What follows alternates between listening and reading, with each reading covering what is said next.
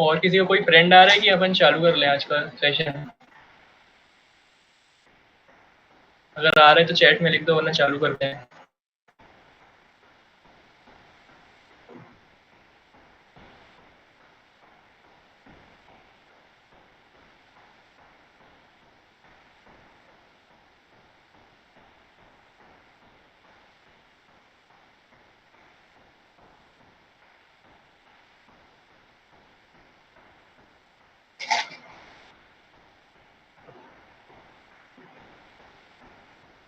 ठीक है, चलो तो आज के लिए स्टार्टिंग में एक नई चीज़ बता देते हैं कि अगर सपोज ये देखो, मैंने एक बेसिक सा सीन बना के रखा है। एक प्लेन है और एक बॉल है, ठीक है। उसमें अब देखो, अगर ऐसा है कि अगर मेरे को प्लेन पे कोई अलग से टेक्सचर डालना, कोई इमेज डालनी है, ठीक है। जैसे कि मेरे को यहाँ पर एक फुटबॉल ग्राउंड की इमेज डालनी है, ठीक है। तो उसके लिए कुछ नहीं करना है कि तुम लोग को करना कुछ नहीं है, गूगल से जाके एक फुटबॉल ग्राउंड की एक पीएनजी डाउनलोड कर लो, ठीक है। और उसके बाद जो तुम्हारा तुमने मटेरियल क्रिएट करके रखा है, ठीक है, मटेरियल पे यहाँ पर एक एल्बिडो सेक्शन में एक चीज ब्लैंक रहती है, ठीक है। इस इमेज को उस एल्बिडो सेक्शन में जाके ड्रॉप कर दो, ठीक है। तो तुम देखो यहाँ पर तुम्हारे मटेरियल पे वो पूरी ग्राउंड की इमेज बन के आ गई, ठीक है। अब इस मटेरियल को तुम अपने प्लेन पे जाके ड्रॉप कर दो, ठीक है। तो देखो वो इमेज यहाँ पर टॉप व्यू की तरफ अपने आ गई है, ठीक है। ये कुछ छोटी चीजें हैं जो कभी कभी काम आ जाती हैं, ठीक है। एक बार करना है तो करके देख लो, और बाकी फिर अपन 2D कंटिन्यू करते हैं आज, कोडिंग वाला पार्ट।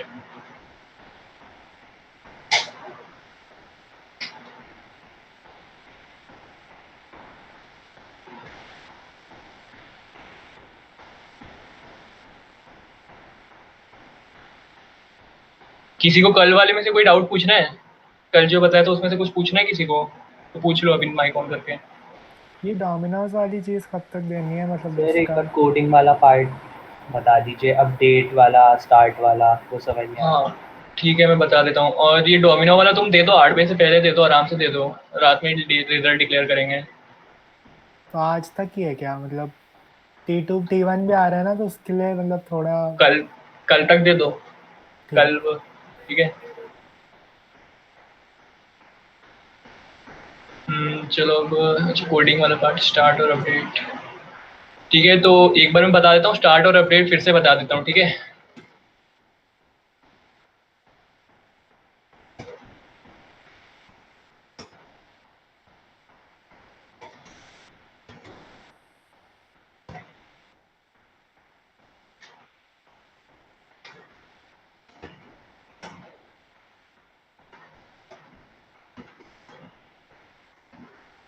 ठीक है, अब देखो जो स्टार्ट अपना होता है ना, वो सिर्फ एक ही बार चलेगा थ्रू आउट द जो गेम है ना। वो थ्रू जैसे तुम प्ले बटन हिट करोगे तो वो पूरे गेम में सिर्फ एक बार स्टार्ट रन करेगा, ठीक है। और अपडेट देखो उधर लिखा हुआ है, अपडेट इज कॉल्ड वंस पर फ्रेम। अपडेट हर एक फ्रेम के साथ चल रहा है, हर एक फ्रेम चेंज होगी वैसे वैसे अपडेट कॉल होता है। मतलब ये लाइन हर अपडेट के साथ कॉल होगी, पर फ्रेम, ठीक है। एक बार मैं तुमको दिखा भी देता हूँ क्या आउटपुट आता है, ठीक है। तो तुम देखो स्टार्ट सिर्फ यहाँ पर एक बार चल रहा है, ठीक है, और अपडेट यहाँ पर चलते ही जा रहे हैं, ठीक है। ये डिफरेंस होता है स्टार्ट और अपडेट में। अब बेसिकली हम स्टार्ट को यूज करते हैं चीजों का रेफरेंस लेने के लिए, जो कल मैंने बताया था रिजिड बॉडी का रेफरेंस लेना स्क्रिप्ट में।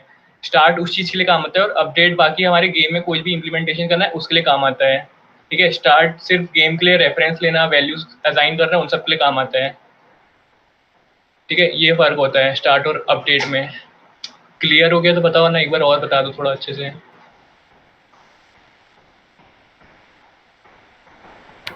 तो सर जैसे ये डिबग डॉट लॉग है, हाँ, इससे क्या होता है?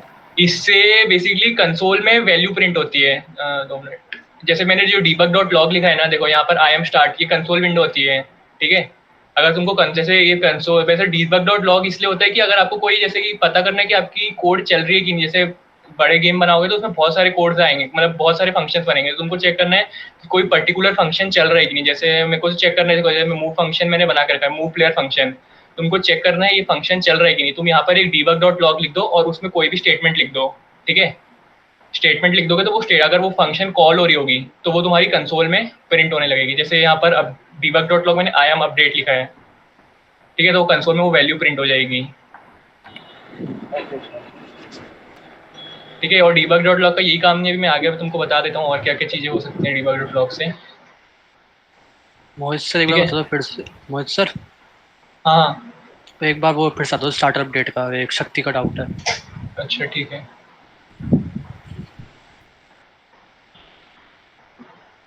देखो स्टार्ट फंक्शन, तुम हम जो प्ले बटन हिट करते हो उसके स्टार्टिंग में ही चल जाता है। ठीक है, मतलब सिर्फ थ्रू आउट द गेम सिर्फ स्टार्ट फंक्शन एक ही बार कॉल होगी।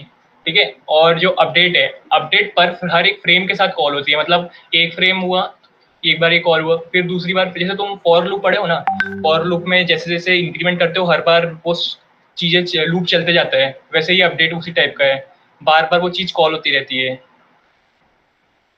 उस तरीके का है। अच्छा जैसे तुमने वो खेला होगा, सन एंड्रियास खेला है, शक्ति पर हाँ है ना बोल दो, कोई चैट छोड़ो ऐसी बात। यस तो जैसे उसमें स्टार्टिंग में होता है, जो बंदा हमारा एकदम शायद गली में करता है स्टार्टिंग, है ना। यस तो जो गली वाला है वो हमारा हो गया स्टार्ट, जहाँ से हमारा स्टार्टिंग होगी मतलब।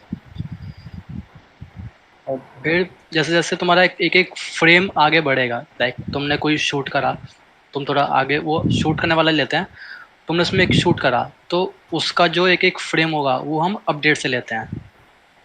ओके सही है मोहित? हम्म। और कोई डाउट? ठीक है।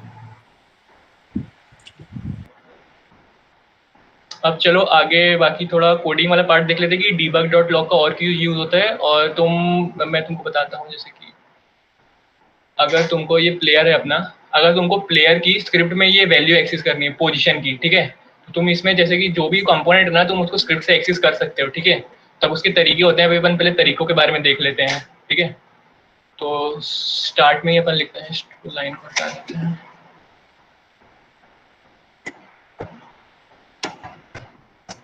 ठीक है, अब अगर तुमको कोई वैल्यू प्रिंट करानी होती है, जैसे कोई स्ट्रिंग होती है, ठीक है, तो तुम डबल कोलन लगा के उसको प्रिंट करा सकते हो। ठीक है, जैसे कि मैंने आई एम अपडेट लिखा था।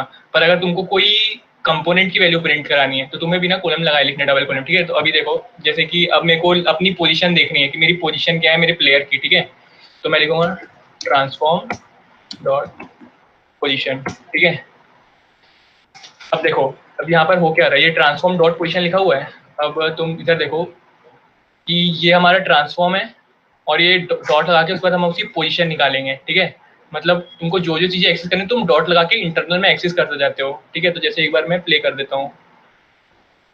ठीक है, तो तुम देखो यहाँ पर प्रिंट हो गया है 0.0100।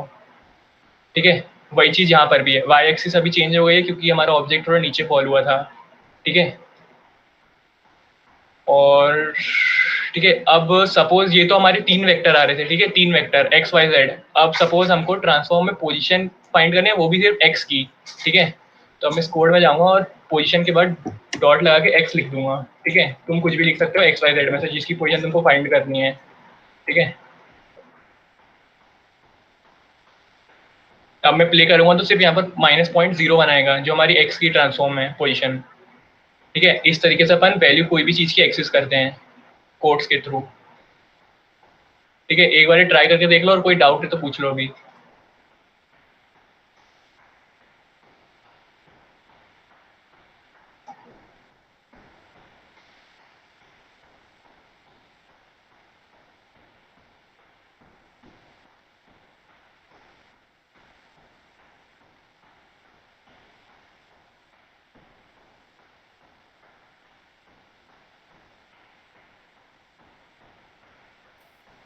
ये ग्राउंड का हमें बॉक्स कोलाइडर ऑन करना होगा ना, तभी वो उस पर लैंड करेगा। हाँ, कोलाइडर उस पर होना चाहिए। तो मैं एम्प्टी मतलब जो गेम ऑब्जेक्ट है, एम्प्टी गेम ऑब्जेक्ट, हाँ, उस पे ही बॉक्स कोलाइडर लगा दूंगा तो सब पे लग जाएंगे ना। सब पे नहीं लग जाते हैं, ऐसा नहीं होता है। जैसे कि तुम देखो यहाँ पर, जैसे मैंने पेरेंट पे लगा के रखा है, तो इधर पे gizmos का ये देखो, ये दिख रहा है कोलाइडर, मैंने साइज बड़ा कर दिया है। अच्छा। बॉक्स कोलाइडर पूरे पर जैसे कि अगर मैं इस ऑब्जेक्ट पे रिजिड बॉडी लगाऊंगा ना, हाँ। पेरेंट ऑब्जेक्ट पे, तो उसके सारे चाइल्ड भी रिजिड बॉडी बन जाती है। ठीक है, उसकी जो चाइल्ड पेरेंट को जो प्रॉपर्टी मिलती है ना, वही चाइल्ड को भी हाँ। बेसिकली प्रॉपर्टी मिल जाती है। अच्छा, ठीक है, पर बॉक्स कोलाइडर में फिर बड़ा करना पड़ता है।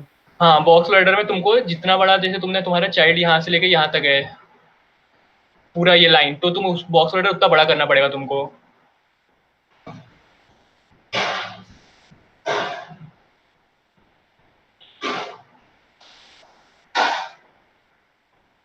और कोई डाउट?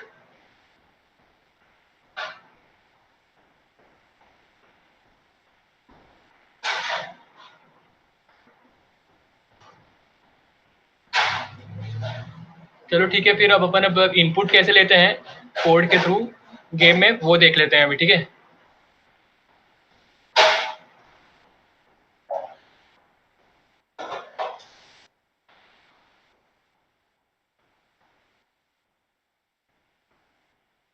ठीक है। तो अब पहले इनपुट लेने की तरीका होता है इनपुट डॉट गेट की। ठीक है, अगर इनपुट डॉट गेट की तुम्हारा ट्रू देता है, मतलब यहाँ पर जो अपन ने कोर्स में लिखा है वो डी लिखा हुआ है, मतलब ये की अपन को डी प्रेस करेंगे तब अपन को ये डीबग डॉट लॉग प्रिंट करेगा कि मैं गेट की हूँ। ठीक है, तो ऐसे ही अपन ने डी के लिए और ए के लिए लिख के रखा है। ठीक है, तो एक बार मैं तुमको दिखा देता हूँ कि कैसे सीन होगा इसका। ठीक है, प्ले किया मैंने। अगर मैं डी दबा डी दबाता हूँ तो देखो यहाँ पर आई एम गेट की आ रहा है, अगर ए दबाऊंगा तो भी आई एम गेट की आ रहा है। ठीक है, मतलब अपना इनपुट अब की के थ्रू ले रहे हैं। ठीक है, और तुम देखो कि अब देखो ऐसा होता है कि हमारे जो बटन दबाते हैं ना, मतलब अगर अपन बटन प्रेस करते हैं तो उस इवेंट को बोलते हैं पॉइंटर डाउन। ठीक है, और अगर अपन बटन को रिलीज करते हैं तो उस चीज को बोलते हैं पॉइंटर अप। ठीक है, ये दो टर्मिनोलॉजीज होती है। तो इसका क्या यूज है मैं तुमको ये बता देता हूँ कि अभी तुम देख रहे हो कि इनपुट डॉट गेट की है और ये लाइन में जो लिखा है इनपुट डॉट गेट की डाउन। ठीक है, अब इन दोनों में डिफरेंस क्या है? डिफरेंस ये है कि यहाँ पर जो हमने गेट की डाउन लिखा है, बेसिकली ये सिर्फ की डाउन होने की को ही ट्रिगर पे लेगा, मतलब सिर्फ ये फंक्शन एक बार चलेगा। जैसे मैं तुमको बता देता हूँ एक बार, जैसे कि तुम देखो ये गेट की है, गेट की यहाँ पर 500 टाइम्स चल चुका था अगर मैं प्रेस करके रख रहा हूँ। ठीक है, पर अगर मैं सिर्फ प्रेस करूँ तो देखो, अगर ये मैंने प्रेस करके रखा है पर यहाँ पर आई एम गेट की डाउन सिर्फ एक ही बार चला है, मतलब सिर्फ पॉइंटर डाउन होने के इवेंट को इसने रजिस्टर किया है, और आई एम गेट की चल रहा है, आई एम गेट की चल रहा है। ठीक है, ये डिफरेंस होता है। ये मतलब कि बेसिकली इसलिए यूज होता है कि तुम्हें क्या फंक्शनैलिटी देनी है अपने बटन्स को, वो किस तरीके से रिएक्ट करेगा। एक बार तुम्हें ट्राई करके देख लो, मैं कोड दिखा दे रहा हूँ, तुम्हें ट्राई करके देख लो, कोई डाउट है तो पूछ लेना।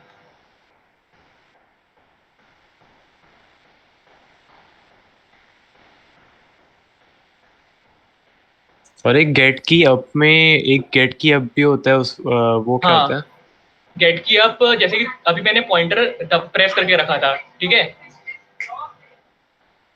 पॉइंटर प्रेस करके रखा था तो डाउन ट्रिगर करता है। ठीक है, डाउन पॉइंटर डाउन इवेंट है, पर जैसे ही मैं उसको, जैसे चलो मैं तुमको करके दिखा देता हूँ। अगर मैं यहाँ पर अप लिख लेता हूँ, गेट की अप।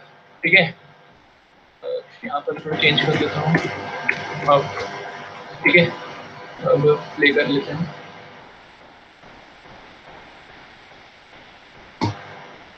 ठीक है, तो मैंने अब डी प्रेस किया, 2 मिनट, डी प्रेस किया। ठीक है, तो अब देखो यहाँ पर आई एम गेट की आ रहा है। ठीक है, पर जैसे ही मैं बटन को रिलीज करूंगा, ठीक है, आई एम गेट की अप आ गया। मतलब बात समझ रहे हो कि एक पॉइंटर डाउन इवेंट होता है बटन जब हम प्रेस करते हैं, और अप इवेंट होता है जब अपन बटन को रिलीज करते हैं। ये डिफरेंस होता है। ठीक है, हाँ, एक बार खुद भी ट्राई कर लो तो ज्यादा क्लियर हो जाएगा।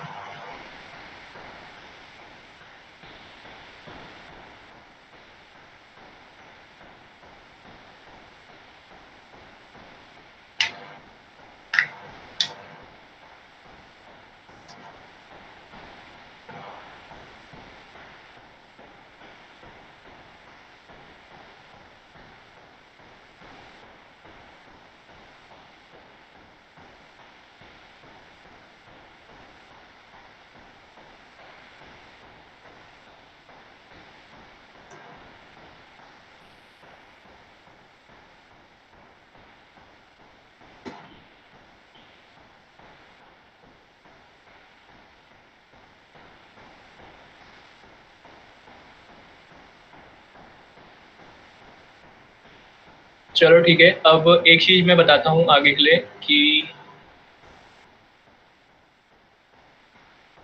अभी इस फंक्शन मूव प्लेयर को तुम छोड़ दो, अभी तुम सिर्फ ये लाइन पे फोकस करो, input dot gate axis raw, और यहाँ पर मैंने हॉरिजॉन्टल रेट रखा है, ठीक है। तो इसका क्या यूज है, ये इन इनपुट से डिफर कैसे करता है।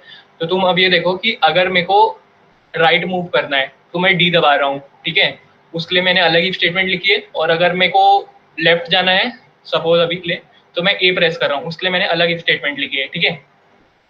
तो अब यूनिटी हमको ऐसी चीज प्रोवाइड करता है कि हम ये दो फंक्शन, दो स्टेटमेंट लिखे बिना अपन राइट लेफ्ट दोनों को एक्सिस कर सके, ठीक है। तो उसके लिए हम यूज करते हैं input dot gate axis raw, ठीक है। तो ये जो है बेसिकली मैं इसका लॉग करके दिखा देता हूँ कि क्या क्या तुमको देते हैं। इससे पहले मैं तुमको ये बता देता हूँ कि ये की बाइंडिंग कैसे सेट होती है, ठीक है। तो तुम यूनिटी पे जाओ, 2 मिनट, ठीक है, एडिट पे जाओ, प्रोजेक्ट सेटिंग्स पे जाओ, ठीक है। यहाँ पर तुमको एक इनपुट मैनेजर दिख रहा होगा, ठीक है। इनपुट मैनेजर पे यहाँ पर तुम्हें सारे डिफॉल्ट दिख जाएंगे, डिफॉल्ट जो भी हमने बटन्स बना के रखे हैं ये डिफॉल्ट तुम्हारे बने हुए रहेंगे।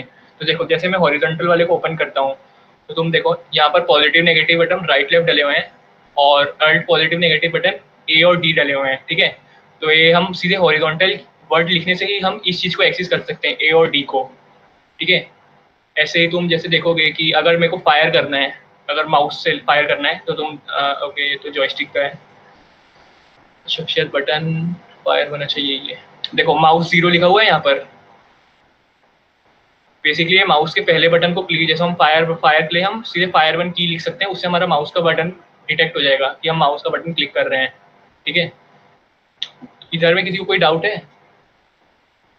कैसे क्या हुआ?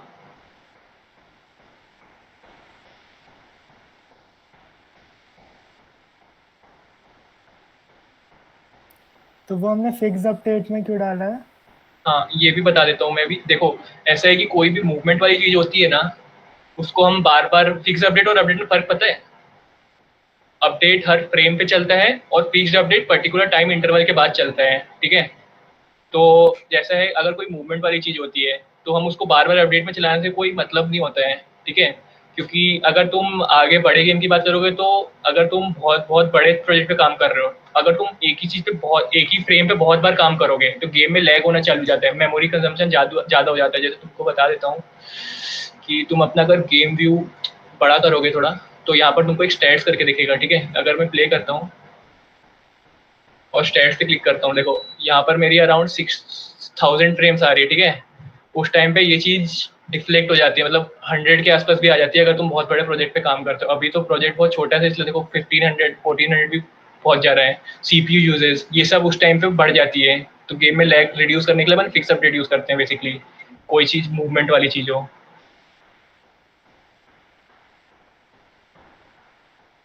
आया समझ में? हाँ ठीक है। अब ये चीज़ रिटर्न क्या करता है, ठीक है, मैं तुमको इसका भी लॉक करके दिखा दे रहा हूँ।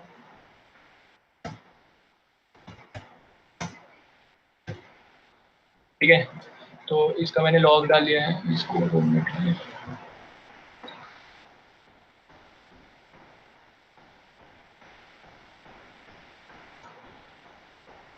ठीक है, तो अपना अगर यहाँ पर हम प्ले करें,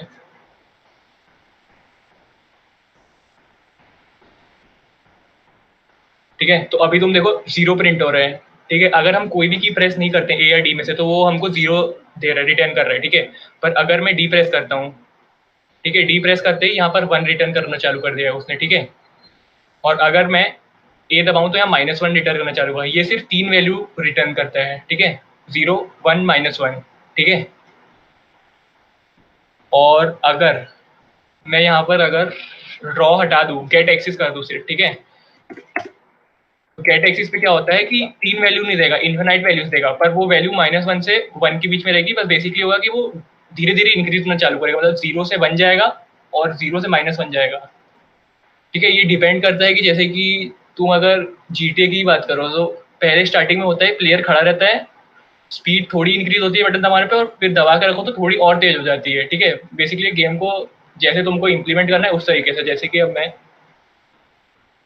ये देखो, ये मेरी वैल्यू, अगर मैंने डी दबाया तो मेरी वैल्यू देखो 0 से इंक्रीज हुई, जाते जाते 1 हो गई, अब 1 कांस्टेंट हो गई है, ठीक है। और अगर ए दबाता हूँ तो 0 से माइनस में जाकर -1 तक जाती है, ये फर्क होता है।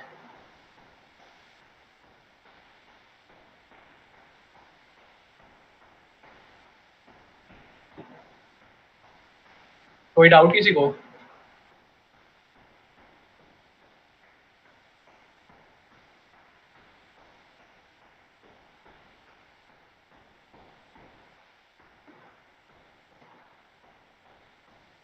चलो ठीक है, फिर आगे का अपन देखते हैं। प्लेयर मूव कैसे करता है उस चीज पे अपन देख लेते हैं, ठीक है। फंक्शंस तो सबने अभी तक पढ़ ही लिए होंगे कॉलेज में, पढ़ लिए कि नहीं?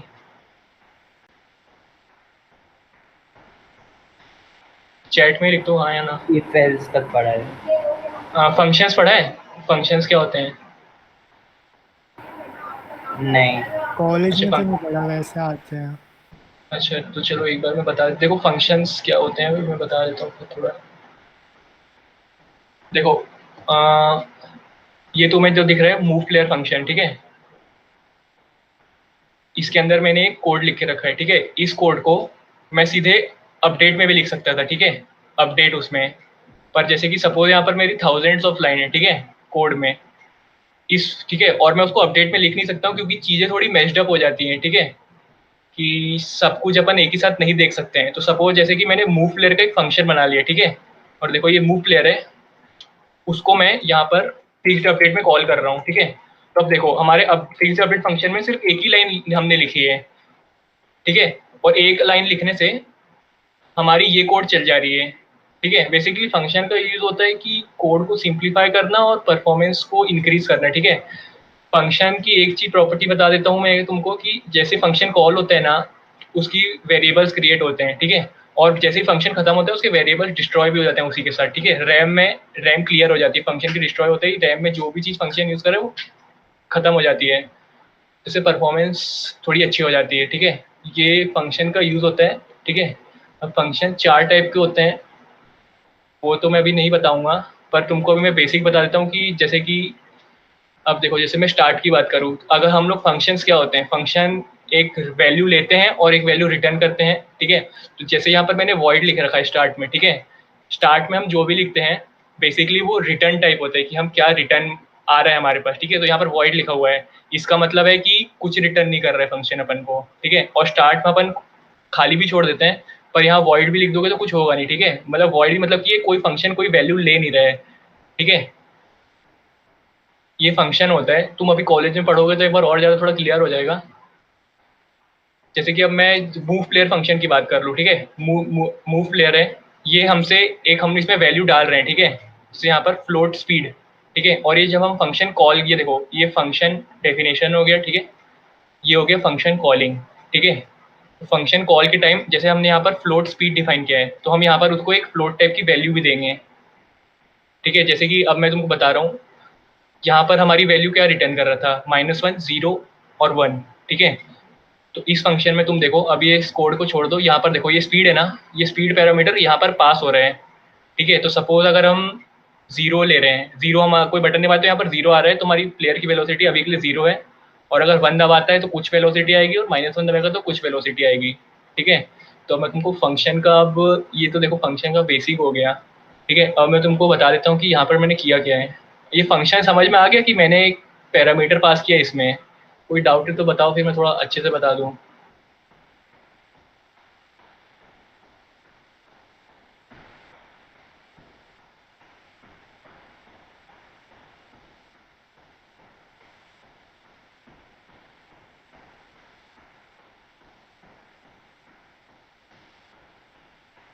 कोई डाउट है तो पूछ लो, फिर अपन आगे प्लेयर को मूवमेंट देना चालू करते हैं।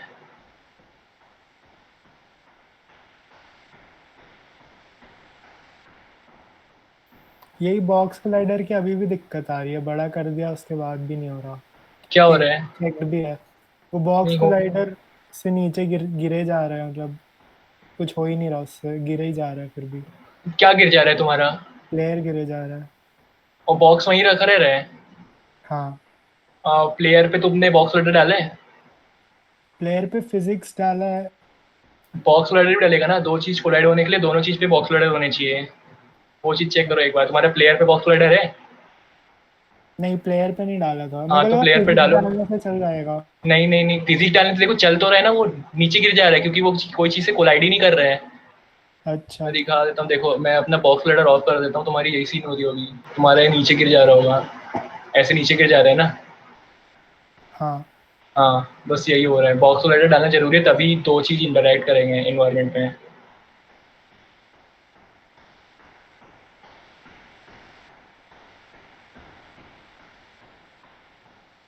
ठीक है तो चलो अब वो वेलोसिटी की बात कर लेते हैं। ठीक है, तो कल मैंने तुमको बताया था कि रिजिड बॉडी है। ठीक है, हमने रिजिड बॉडी का एक्सिस करना सीख लिया था। यहाँ पर हम स्टार्ट में गेट कंपोनेंट से एक्सिस कर सकते हैं या सीधे यहाँ पर इंस्पेक्टर में सीधे ड्रैग एंड ड्रॉप कर सकते हैं रिजिड बॉडी को। ठीक है, तो अब देखो, अब हम लिखते हैं आरबी डॉट वेलोसिटी। ठीक है, और इक्वल टू लिखते हैं न्यू वेक्टर टू, यहाँ पर speed into time dot delta time, अपन अभी देखते हैं ये चीज़ क्या है। ठीक है, और इंटू 200 ये एक वैल्यू है अपनी स्पीड डिटरमाइन करने के लिए, हमारी स्पीड क्या होनी चाहिए। ठीक है, और ये हम अभी 2D के लिए बात कर रहे हैं तो हमारी सिर्फ वेक्टर 2 यूज़ कर रहे हैं। ठीक है, वेक्टर 2 मतलब सिर्फ एक्स और वाई एक्सिस। ठीक है, और यहाँ पर हम अभी हम एक्स एक्सिस के लिए मूव करने के लिए बात कर रहे हैं, तो अगर हमको कोई चीज़ इम्प्लीमेंट नहीं करनी है वाई एक्सिस की वेलोसिटी में तो हम उसको एज इट इज रहने देंगे। देखो यहाँ पर मैंने लिख रखा है rb dot velocity dot y, मतलब जो है वेलोसिटी की वैल्यू वही हम लिख दे रहे हैं। ठीक है, इस चीज में किसी को कोई डाउट है? जैसे न्यू क्या है, न्यू क्या होता है? न्यू बेसिकली तुम सी प्लस प्लस जब पढ़ोगे तो तुमको पता चलेगा न्यू एक कीवर्ड होता है जो एक वेक्टर टू नाम का वेरिएबल क्रिएट कर देता है। ठीक है, इसलिए न्यू कीवर्ड डालते हैं। अभी तुम सी प्लस प्लस में सेकेंड ईयर में पढ़ोगे क्या होता है न्यू। कोई डाउट यहाँ तक? तो मैं टाइम डॉट डेल्टा टाइम पढ़ाता हूँ फिर क्या होता है।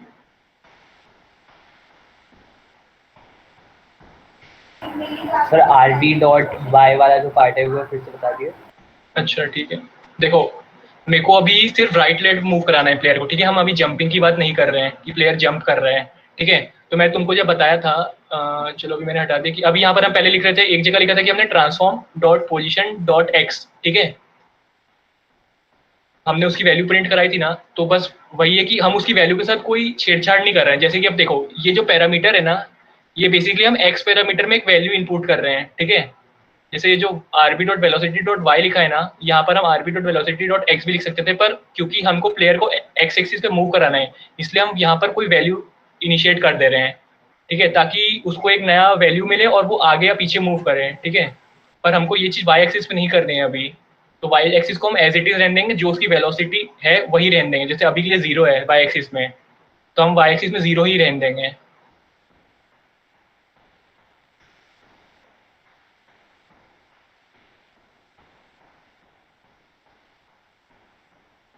आया समझ की? एक बार और बताऊं थोड़ा, फिर लॉन्ग स्टेटमेंट लिख लेता हूँ। आगे यस सर। तो वेलोसिटी हमने गेट किया ना, मतलब वेलोसिटी वो फ्लोट है, मतलब फ्लोट स्पीड ली हुई है और यहाँ वेलोसिटी है। स्पीड तो हम पैरामीटर पास कर रहे हैं ना फंक्शन में। देखो यहाँ से जो वैल्यू आ रही होगी ना 0 -1 1, वो स्पीड में जा रही है। ठीक है, और स्पीड से यहाँ पर आ जा रही है। और ये डॉट वेलोसिटी इनबिल्ट फंक्शन है। हाँ, जैसे मैंने लिखा था ना ट्रांसफॉर्म डॉट पोजिशन, हाँ। वही। ये आर भी तुम लोग मत लिखना, तुमने जो वेरिएबल क्रिएट करके रखा है ना रिजिड बॉडी के साथ, वो लिखना है तुमको, ना तुम्हारे में एरर आएगी। ये मैं रिजिड बॉडी कंपोनेंट के अंदर की चीज एक्सेस कर रहा हूँ। ठीक है, तो तुम आर भी मत लिखना, तुमने जो भी ऑब्जेक्ट बना के रखा है उस वो वैल्यू लिखना तुम, बाकी एज इट इज लिख सकते हो।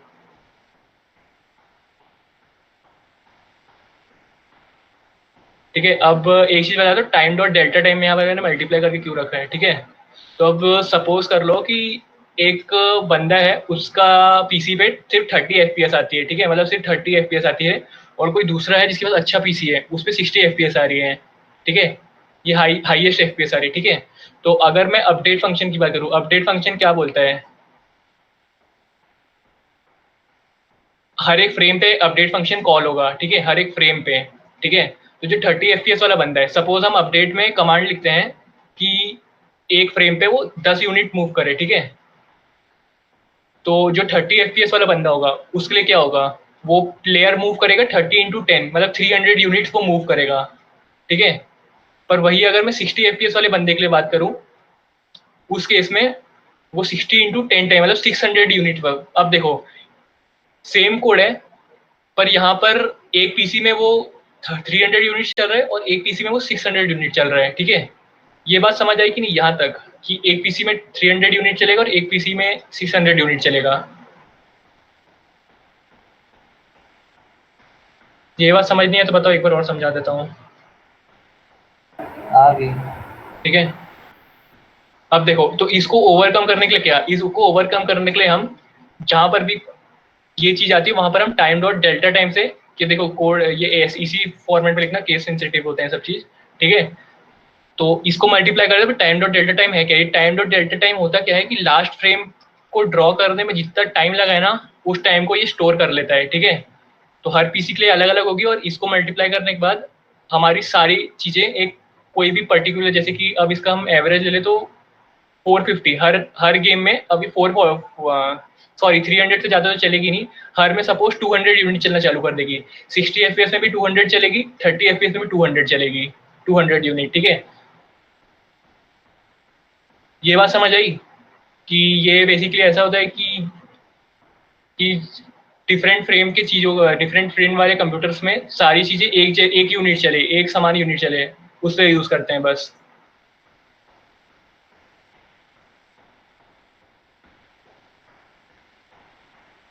ठीक है, अब तो मैं प्ले करके दिखा देता हूँ। ठीक है, अब देखो तुम्हारा ऑब्जेक्ट अब मूव कर रहा है ए और डी दबाने से, ठीक है। यहाँ तक तुम एक बार ट्राई करके देख लो कि तुम्हारा चल रहा है कि नहीं, और कोई डाउट है तो पूछ लो।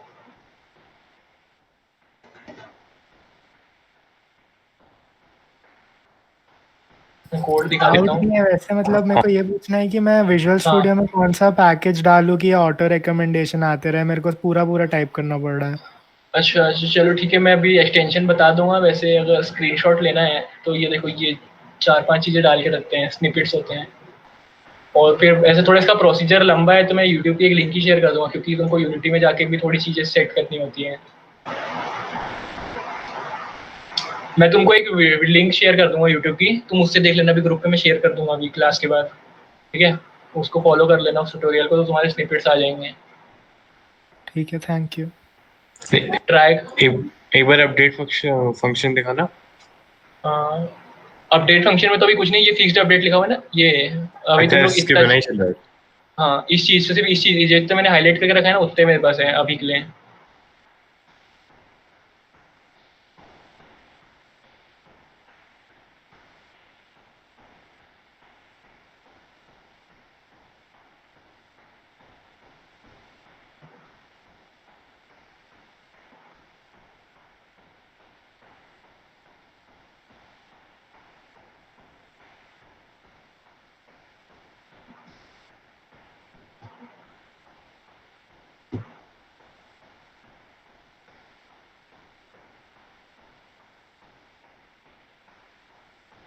हो गया, आगे कंटिन्यू करें कि कोई कर रहा है तो टाइम चाहिए थोड़ा।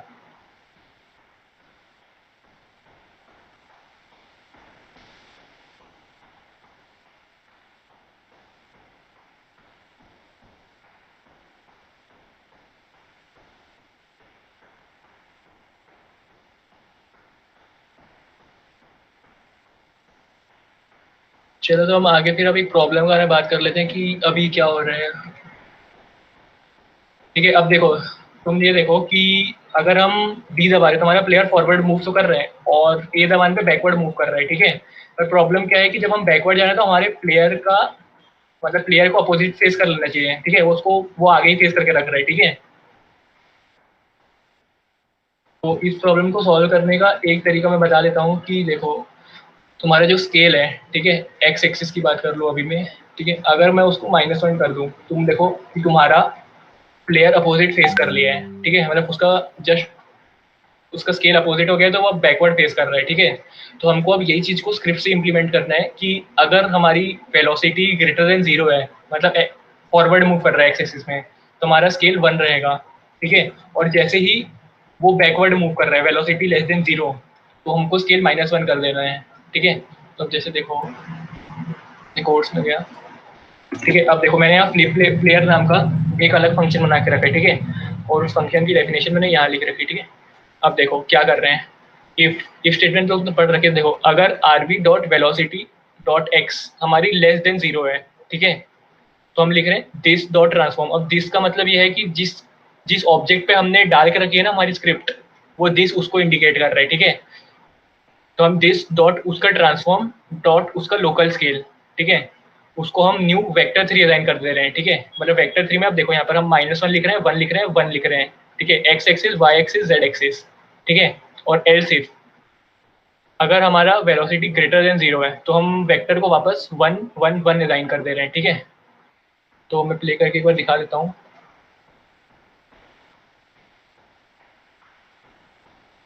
तो देखो अब मैं फॉरवर्ड मूव कर रहा हूँ तो फॉरवर्ड कर रहा है, और अगर मैं बैकवर्ड मूव कर रहा हूँ तो हमारा प्लेयर बैकवर्ड फेस कर ले रहा है, ठीक है। ये चीज रोटेशन वाई एक्सिस की से भी तो हो सकती है 180 डिग्री। इम्प्लीमेंट करके देख लेते हैं। हाँ कर सकते हो। अब सुनो, पर रोटेशन के लिए हम सीधे ट्रांसफॉर्म डॉट रोटेशन नहीं लिख सकते हैं, वहां पर हमें यूलर एंगल लिखना होता है, ठीक है। रोटेशन ऐसे एक्सिस नहीं होती, रोटेशन ट्रांसफॉर्म डॉट रोटेशन एक अलग फंक्शन होता है। एक बार चलो मैं ट्राई करके देख लेता ये हूँ वो गेट भी। की के लिए भी कर सकते हैं क्या, मतलब गेट की क्या? ए करके मतलब इफ गेट की पे इफ लगा के।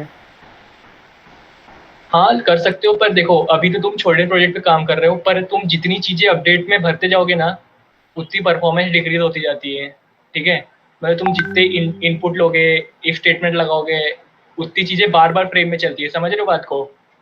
इसलिए अभी के लिए तो नहीं तुम तो कर सकते हो क्योंकि मूवमेंट कोई के लिए तो मतलब नहीं गेट है। की वैसी मिल रही है ना, मतलब मूवमेंट के लिए तो वैसे ही ले रहे हैं गेट की, हाँ तो यहाँ पर देखो एक्स्ट्रा दो चीज कहाँ आ गई।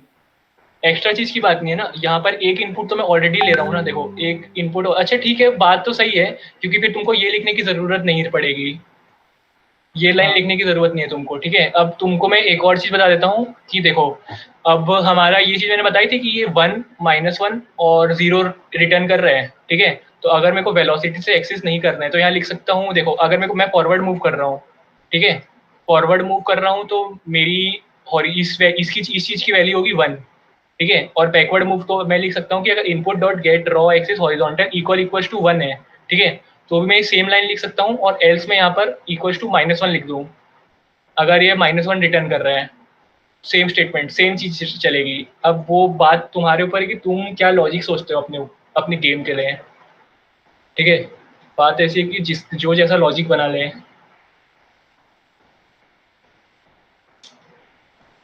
ये दिस क्या है? दिस बेसिकली पॉइंटर होता है, ठीक है। जैसे कि मैं बताता हूँ, तुम्हारी स्क्रिप्ट डली हुई है प्लेयर नाम के ऑब्जेक्ट पे, ठीक है, और मैंने स्क्रिप्ट भी डाल रखी है प्लेयर मूवमेंट की इसी प्लेयर नाम के ऑब्जेक्ट पे। तो दिस नाम का जो पॉइंटर होगा ना वो प्लेयर को पॉइंट करेगा, ठीक है।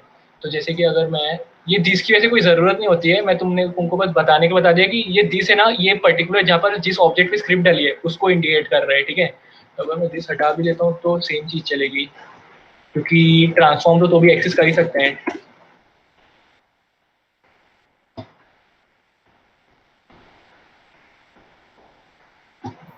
और ये वेलोसिटी वाला जो बनाया है हमने, हाँ फिर देखो सेम बाद में चीज चल रही है। हम बाद में जब जंप वाली चीज करेंगे तो उससे फर्क नहीं हाँ पड़ेगा फिर। तो जंप में हम क्या करेंगे, एक्स एक्सिस की वेलोसिटी जो है वही रहने देंगे, और वाई एक्सिस में एक वेलोसिटी दे देंगे अभी अपन। हाँ हाँ मैं समझ गया। हाँ देखो जैसे मैं अभी तुमको दिखा देता हूँ जंप फंक्शन क्या है, ठीक है। देखो यहाँ पर हमने इस बार x की वेलोसिटी जो भी हो, 0 जरूरी नहीं है, अगर इस बार 4 भी होगी वेलोसिटी तो वो 4 की स्पीड से आगे जंप कर जाएगा, तो अगर समझ लो वॉक करते हुए वो जंप करता है, ठीक है। और हमने इस बार y एक्सिस में एक वेलोसिटी दे दी है, ठीक है। ये चीज होता है बस। और ये जो ऊपर हमने मूव प्लेयर किया है, इसमें हाँ हम 200 एफ से भी मल्टीप्लाई कर रहे हैं और ये स्पीड से भी मल्टीप्लाई कर रहे हैं। देखो ऐसा है, स्पीड तो मैंने बताया था कि ए और डी हमको वहाँ दो स्टेटमेंट नहीं लिखना है। स्पीड क्या कर रहे हैं, दो वैल्यू रिटर्न कर, देखो अगर स्पीड 1 हुई तो वेलोसिटी अपनी पॉजिटिव हुई, हाँ ठीक है। अगर हम स्पीड अगर हमारी नेगेटिव हुई यानी -1 तो हमारी स्पीड वेलोसिटी नेगेटिव हो गई, मतलब बैकवर्ड मूव करें, ठीक है। हाँ ये तो इस चीज के लिए स्पीड, पर ये जो 200 इंटू कर रहे हैं ये कितनी स्पीड से आगे मूव करे या पीछे मूव करे, ये 200 जरूरी नहीं है, तुम कोई भी वैल्यू ले सकते हो कि तुमको कितना तेज चलाना है प्लेयर को, ये उस चीज के लिए है। स्पीड हो गई फॉरवर्ड और बैकवर्ड के लिए, पॉजिटिव और नेगेटिव साइन। और ये जो मैंने 200 एफ लिखा है ये तुमको कितनी तेज से आगे या पीछे मूव कराना है अच्छा, इस वो चीज मूव के लिए। प्लेयर से मिल रही है वो स्पीड वाली वैल्यू? हाँ ऊपर ये वाले स्पीड है ना, फंक्शन से। ये इधर से मिल रही है, ये -1 0 और 1 रिटर्न कर रहा है, ठीक है, हाँ। ये चीज है बस। और कोई डाउट? रोटेशन वाली की चीज के लिए एक तो यूलर होता है ना, और एक हाँ क्वार्टरनियन आइडेंटिटी भी होता है, उसमें फर्क क्या है? कोऑर्डिनेट और आइडेंटिटी तो अलग चीज होती है, वो तो रोटेशन जैसी है वैसे रखने के लिए होता है। अच्छा, फ्रीज करने के लिए होते हैं ना हाँ रोटेशन? जो रोटेशन जो रहती है उसको वैसे ही रहने देने का है, मतलब जैसे यहाँ पर अगर 0 है तो उसको 0 रहने दो, उस चीज के लिए होती है। अच्छा। ठीक है, तो चलो अब अपन जंप की बात कर लेते हैं। ठीक है, इतने में किसी को कोई डाउट है तो अभी बात पूछ लो, फिर अपन आज थोड़ा जंप का देख लेते हैं। सर जब हॉरिजॉन्टल मूवमेंट है तो हमने जो हाँ y कंपोनेंट है वो कांस्टेंट रखा है या जीरो रखा है? कांस्टेंट रखा है, अगर यहाँ 1 होगा तो यहाँ 1 रहेगा, ठीक ठीक है, 0 रहेगा तो 0, जो भी वैल्यू वेलोसिटी y कंपोनेंट है उसको हम एज इट इज रख ले रहे हैं। अगर मेरे को 0 रखना होता ना तो यहाँ पर मैं 0 लिख देता, ठीक है, ऐसा होता है।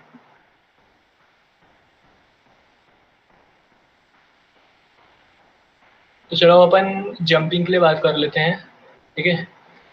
तो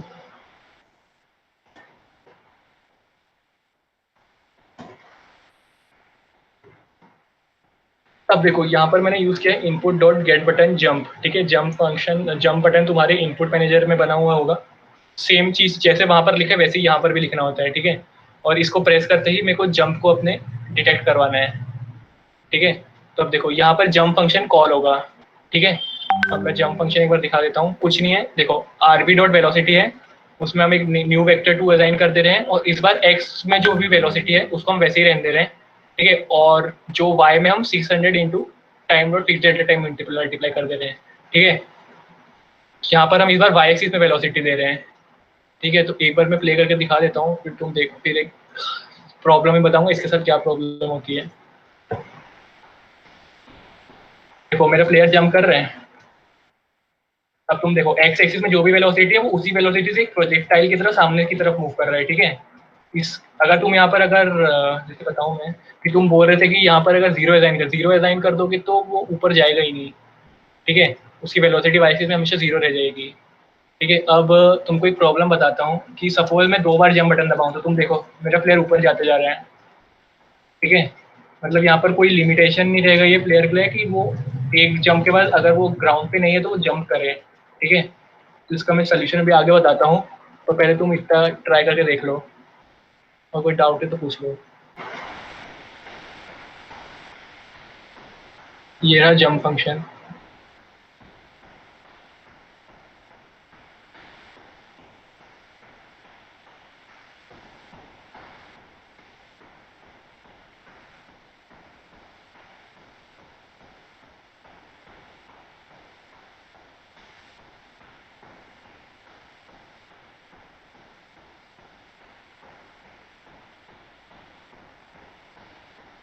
अपडेट फंक्शन दिखाना। हाँ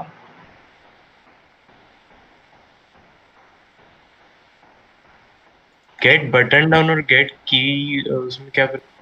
देखो की बेसिकली ABCD वाली कीज हो गई जो हमारे कीबोर्ड पे है, ठीक है। जैसे मैंने यहाँ पर की लिखा था गेट की, तो यहाँ पर डी लिखा था मैंने, मतलब मेरे जब डी प्रेस कर रहा हूँ, ठीक है। पर बटन है जो मैंने इनपुट मैनेजर में पहले से ऑलरेडी डिफाइन करके रखे हैं उस चीज़ के लिए है।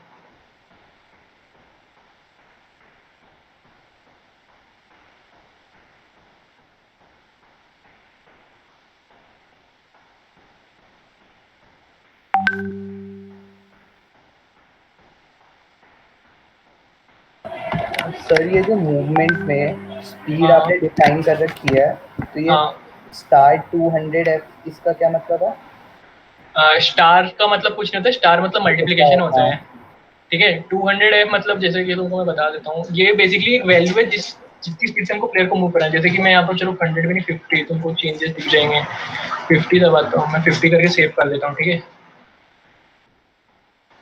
और प्ले करता हूँ। तो तुम देखो तुम्हारा प्लेयर अब धीरे मूव हो रहा है, ठीक है। एक्स एक्सिस के लिए अभी मैंने चेंज किया, ठीक है। प्लेयर धीरे मूव हो रहा है तो तुमको अपने हिसाब से सिंक करना पड़ेगा कि तुमको कितनी तेज प्लेयर को मूव कराना है। अब बात समझ लो कि 200 मैंने क्यों मल्टीप्लाई किया था।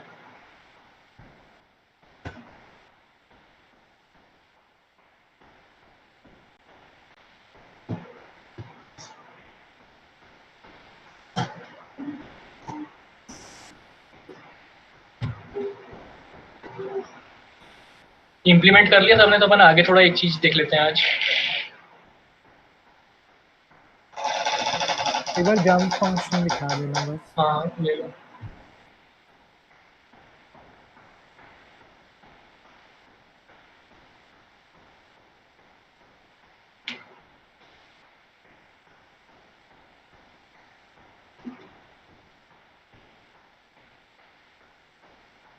अच्छा, मूवमेंट के लिए हमने वेक्टर 3D क्यों लिया, मतलब वेक्टर 3 क्यों लिया? कहाँ पर मूवमेंट के लिए? ये फ्लिप प्लेयर के। अच्छा देखो, अब फ्लिप प्लेयर के लिए बात करें तो देखो स्केल है, स्केल में अभी कितनी चीज तुमको दिख रही है, एक्स वाई जेड, सबको सेट करना पड़ेगा, इसलिए हमने 3 वेक्टर 3 लिए हैं, ठीक है, कि हम एक्स वाई। स्केल में जेड से होता क्या है? देखो तुमको इसमें तो कुछ पता नहीं चलेगा अभी, 3D में जब तुम, अरे स्केल मतलब जेड से 2D में अभी कोई डिफाइन नहीं होगा, पर तुम हाँ 3D में भाई, सोचो मतलब मैं उसको। 2D के लिए ही पूछ रहा हूँ, मेरे को 3D का तो हाँ पता ही है। हाँ, 2D में कोई फर्क नहीं पड़ेगा, 2D ऑब्जेक्ट है, जेड एक्सिस अब कुछ डिफाइन नहीं करते, जेड एक्सिस सिर्फ लेयर डिफाइन करती है, तो बस मतलब यहाँ इस जेड तरीके। क्यों रखी है? पोजीशन और रोटेशन के लिए तो 0 ही दे रखी है, मतलब पोजीशन और रोटेशन में भी हाँ फर्क नहीं पड़ेगा तो देखो, 0 कर दे तो भी कोई फर्क नहीं पड़ा। वहाँ 2D वेक्टर भी यूज कर सकते हैं ना मतलब? हाँ यूज कर लो, पर शायद एरर आ जाएगी, ट्राई कर लेता हूँ मैं एक बार।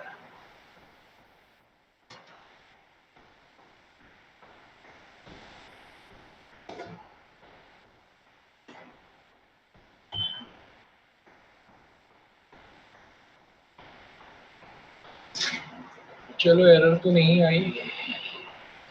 हाँ ठीक है, एरर नहीं आ रही है, तुम वेक्टर 2 भी यूज कर सकते हो। पर देखो अगर तुम कुछ असाइन नहीं कर रहे तो यहाँ पर 0 आ जा रहे हैं, ठीक है, ये देखो उस केस में नहीं आता, अगर तुम कुछ असाइन नहीं कर रहे तो डिफॉल्ट में 0 हो जा रहे हैं बस, ठीक है, और 0 से कोई फर्क नहीं पड़ेगा स्केल में जेड एक्सिस के।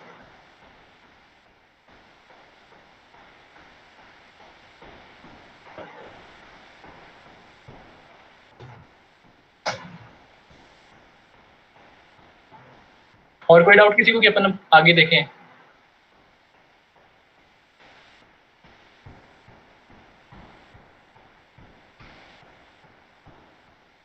ठीक है, तो चलो अब आगे के लिए एक चीज़ देख लेते हैं, रे कास्टिंग के बारे में थोड़ा देख लेते हैं, ठीक है।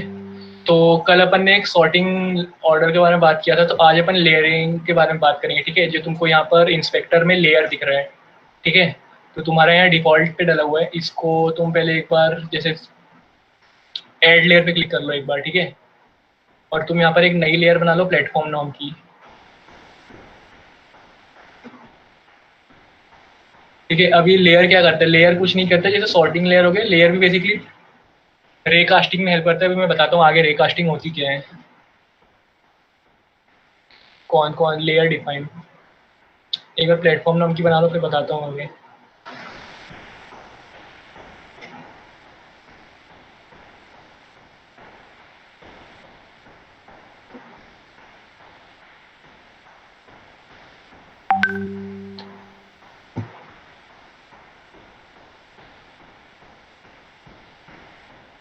चलो क्रिएट हो गई है, तो अब चलो ठीक है, अब जो मैंने तुमको बताई थी प्रॉब्लम जंप की, कि हमारा प्लेयर जंप करते ही जा रहे हैं करते ही जा रहे हैं, ठीक है, तो उसको सॉल्व करने के लिए एक रेकास्टिंग मेथड होती है, ठीक है। अब मैं तुमको रेकास्टिंग थोड़ा बता देता हूँ। रेकास्टिंग कुछ नहीं होती है, हम किसी भी पॉइंट से एक रे किसी भी डायरेक्शन में हम रिलीज कर सकते हैं, ठीक है, और वो रे कहीं टकरा रही है कि नहीं, अगर वो किसी चीज़ से टकराती है तो हमें वो जो चीज़ से टकरा रही है वो हमको रिटर्न कर देती है, ठीक है। तो मैं तुमको अभी इम्प्लीमेंट करके दिखाऊंगा, तुमको थोड़ा ज़्यादा समझ में आएगा, ठीक है। तो तुम अपने कोड में, या तुमने रिजिड बॉडी डिफाइन की थी, ठीक है, वहाँ पर तुम ये 2 फील्ड बना लो, पब्लिक ट्रांसफॉर्म ग्राउंड चेक नाम से और एक लेयर मास्क नाम से।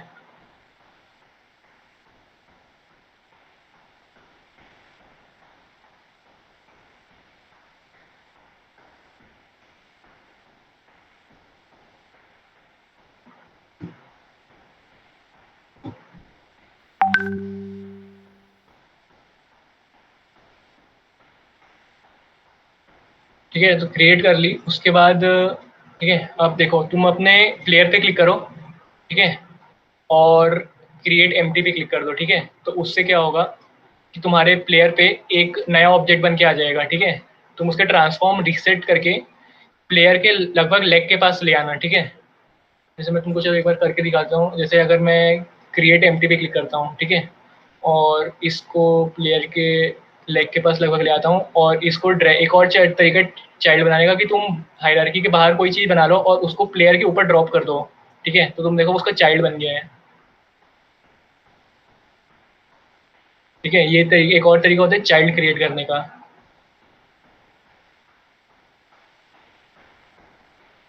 यहाँ तक हो गया सबका कि मैं वेट करूँ थोड़ा?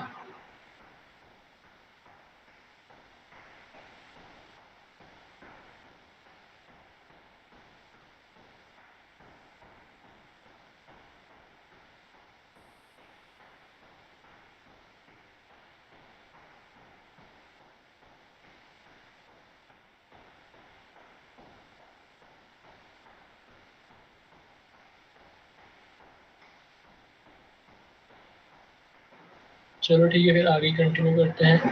ठीक है, अब तुम जाओ अपनी यूनिटी पे और देखो जो तुम्हारा प्लेटफॉर्म नाम का तुमने गेम ऑब्जेक्ट बनाया था, उसके लेयर में जाके प्लेटफॉर्म सेट कर दो, ठीक है। कि हमको आइडेंटिफाई करने की हमारा प्लेटफॉर्म क्या है, तो हम इस ऑब्जेक्ट पे जाके अपना प्लेयर टैग डिफाइन कर दो लेयर में, ठीक है। यहाँ पर जाओगे तुमको प्लेयर नाम का एक नया ऑप्शन आ जाएगा, प्लेटफॉर्म नाम का, सॉरी।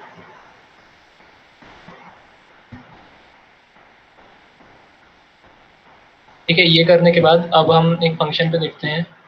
देखो यहाँ पर मैंने प्राइवेट छोड़ो अभी, बूल इज ग्राउंडेड नाम का फंक्शन। अब देखो यहाँ पर मैंने स्टार्टिंग में बूल लिखा है, मतलब ये बूल स्टेटमेंट, बूल मतलब होता है एक चीज जो ट्रू या फॉल्स रिटर्न कर रहे हैं हमको, ठीक है। तो अब यहाँ पर मैंने इज ग्राउंडेड नाम का एक फंक्शन बनाया, ठीक है। तो ये बेसिकली ये फंक्शन हमको एक या तो ट्रू रिटर्न करेगा कि हमारा प्लेयर ग्राउंड पे खड़ा है कि नहीं, या तो फॉल्स रिटर्न करेगा कि हमारा प्लेयर ग्राउंड पे खड़ा है कि नहीं, ठीक है।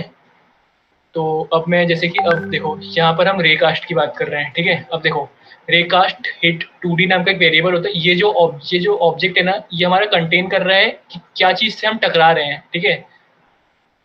उसको हम इक्वल, अब देखो हम यहाँ से, अब यहाँ पर फिजिक्स 2D रेकास्ट, हम यहाँ पर ये देखो, अब ये लाइन में समझा देता हूँ, ठीक है।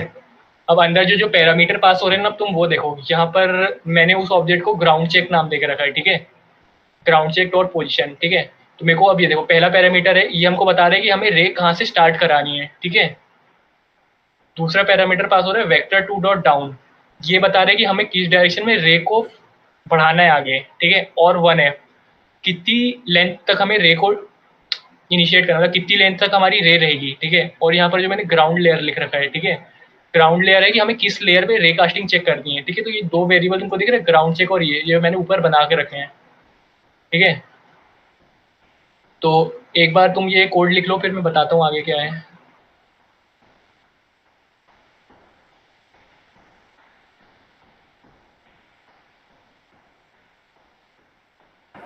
तो मुझे ये समझ नहीं आया रेकास क्या है। क्या?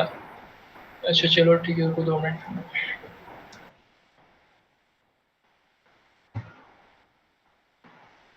ठीक है, सपोज हमारा एक ये प्लेटफॉर्म है, ये प्लेयर है, ठीक है। अब देखो कि सपोज अब मैं तुमने तुमने कोड देखा कि हमने एक ग्राउंड पॉइंट बनाया, ठीक है। रे कास्ट कुछ नहीं करता है, एक रे एक डायरेक्शन में इनिशिएट करता है। अभी के लिए मैंने नीचे क्लिक किया है, ठीक है। यहाँ पर एक रे जनरेट हो रही है, ठीक है। अब ये रे अगर किसी चीज़ से टकराती है, ठीक है, तो उस ऑब्जेक्ट का हमको रिटर्न कर सकते हैं जो भी हमको चाहिए, वो भी मैं आगे बताता हूँ। और अगर अगर रे किसी चीज़ से टकराती नहीं है, ठीक है, तो वो नल रिटर्न कर देती है, ठीक है। अब तुमको बात समझ, रे कास्टिंग मतलब जैसे तुम CS को खेलते हो, ठीक है। CS को कोई भी शूटिंग गेम हो गया, उसमें जब तुम फायर करते हो, ठीक है, तो कैसे पता चल रहा है कि बंदा हिट हुआ है कि नहीं? उसके लिए कुछ नहीं करते अपन, एक गन के पॉइंट से अपन एक रे हिट करते हैं, ठीक है, कैमरे के थ्रू, ठीक है। और अगर वो किसी प्लेयर को हिट होती है तो प्लेयर को गोलियां लग जाती हैं, और अगर हिट नहीं होती हैं तो कहीं और लग जाती हैं। रे कास्टिंग तुम इस तरीके से समझो क्या होती है रे कास्टिंग, शूटिंग की तरीके से, कि हम एक रे इनिशिएट कर रहे हैं और अगर वो किसी चीज़ से हिट हो रही है तो हमें उसकी वैल्यू मिल जाएगी, और नहीं हो रही है तो नल वैल्यू मिलेगी। बात समझ आई? अब इसको तुम शूटिंग के एंगल से देखो अभी के लिए, यस सर। ठीक है। अब यूनिट अब ठीक है, अब जैसे अब मैं तुमको लॉग स्टेटमेंट दिखा दूंगा, और देखो जैसे कि अब मैंने बोला था कि ये चीज़ कुछ रिटर्न करेगी, ठीक है। तो अब देखो यहाँ पर मैंने लिख दिया है रिटर्न रेकास्ट 2D, ये जो हमने ऑब्जेक्ट बनाया है, डॉट कोलाइडर, ठीक है। वो कोलाइडर का हमको नेम रिटर्न कर देगी अगर वो नल नहीं है तो, ठीक है। अब ये तुमको मैं आगे प्ले करके दिखा दूंगा क्या चीज़ होती है। तो अब थोड़ी चीज़ें सेट करनी है, वो देखो अब मैं प्लेयर पे जाऊँगा, तुमको स्क्रिप्ट दिख रही होगी यहाँ पर, ठीक है। एक ग्राउंड चेक नाम का एक तुमको लेबल दिखेगा, उसमें तुम अपने इस जो तुमने लेग के लिए कंपोनेंट बना करके चाइल्ड ऑब्जेक्ट उसको ड्रैग कर दो, ठीक है। और प्लेटफॉर्म और जो लेयर चेक लेयर है उसमें तुम प्लेटफॉर्म सेट कर दो, मतलब कि हमको सिर्फ रेकास्ट करनी है और चेक करना है प्लेटफॉर्म के एरिया के लिए, जो जो प्लेटफॉर्म टैग से रिप्रेजेंट हो रहा है सिर्फ उन्हीं में हमको रेकास्टिंग करनी है, ठीक है। एक बार मैं तुमको प्ले करके दिखा देता हूँ कि अभी क्या होगा। अच्छा अभी फंक्शन कॉल नहीं किया मैंने।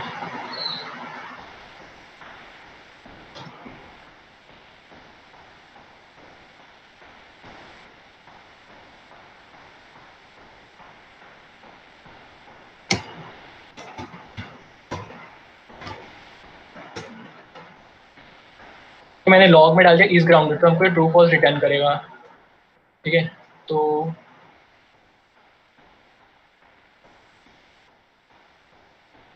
अब देखो यहाँ पर ट्रू रिटर्न कर रहा है, हमारा प्लेयर ग्राउंडेड है, और तुम ये देखो यहाँ पर ये गेम ऑब्जेक्ट रिटर्न कर रहा है, ठीक है।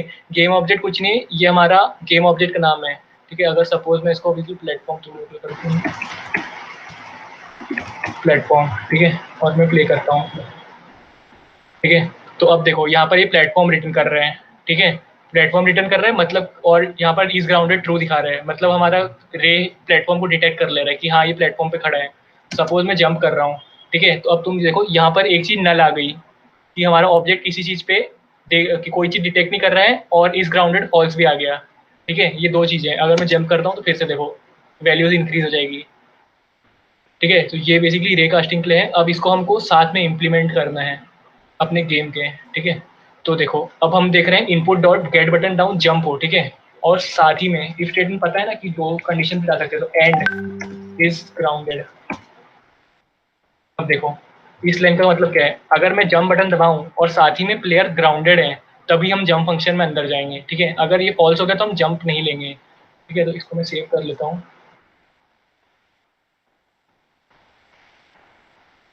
और एक बार प्ले करके दिखा देता हूँ, ठीक है। तुम देखो अब मैं हवा में जंप नहीं कर पा रहा हूँ, ठीक है। एक बार तुम ट्राई कर लो, कोई डाउट है तो पूछ लो फिर। एक बार इस ग्राउंडेड फंक्शन देखा था। हाँ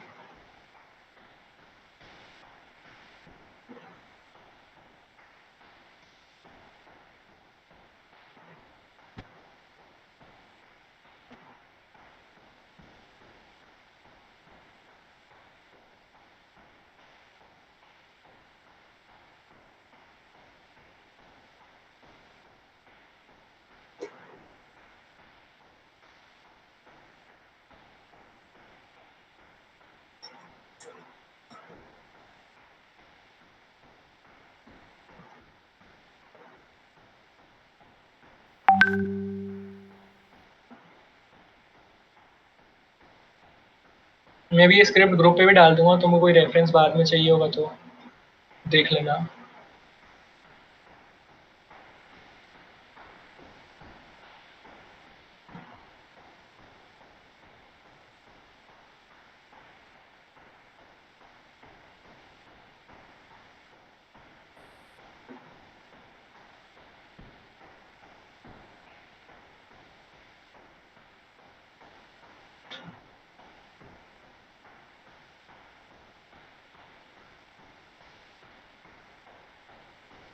कर लिया ट्राई सबने? कोई डाउट है तो पूछ लो, फिर आगे का कल एनिमेशन वाला पार्ट देखेंगे कि कोड के थ्रू एनिमेशन कैसे डालें।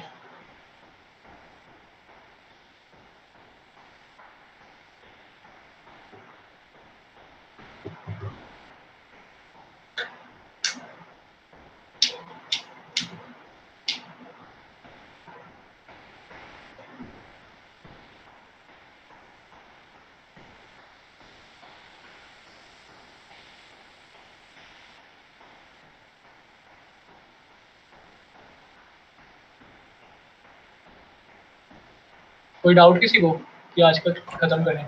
एक बार वो जो ग्राउंड चेक है आपका कंपोनेंट हाँ। गेम ऑब्जेक्ट वाला, उसका दिखाना लोकेशन कहाँ पे है?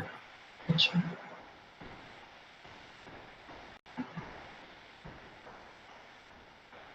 देख लो। पैरों पे रखना है क्या? अच्छा। हाँ तुम थोड़ा नीचे भी कर सकते हो, वो थोड़ी वैल्यू सिंक करनी पड़ती है। जो मैंने वहाँ 1 लिख के रखा है, कितनी देर तक रहे, हमको कितनी दूर तक रखनी है, वो उन सबको थोड़ा सिंक करना पड़ता है।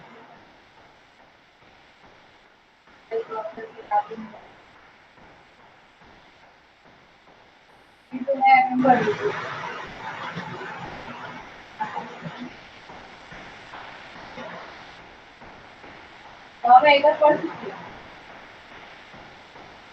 हूँ। ये आज भी तो होना चाहिए।